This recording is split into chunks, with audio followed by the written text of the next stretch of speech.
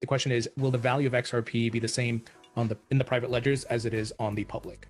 Yes. The value proposition of XRP is that it has these liquidity pools. It doesn't make sense to isolate something. Like there's no place where gold is worth twice as much as it is now, because if there was, people would just bring gold there and they would they would buy gold somewhere else and they would sell it there.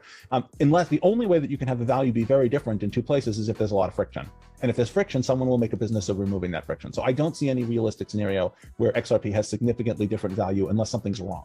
Like a good example of a case, there was a time where the value of XRP, they called it the kimchi premium, right? Where the value of XRP in some Asian countries was very high, but that was because there were capital controls, right? That was because things were bad. I think that's a sign that something is not going well. The value proposition of XRP is that you can take it to all of the places, right? If I sell you some gold and you say, hey, this gold can only be used in jewelry, you're like, well, that kind of sucks. I don't want that gold, right? The value proposition of gold is that you have access to the entire value proposition of gold. And so I don't see any scenario in which it makes sense to snip pieces off, again, unless something is wrong.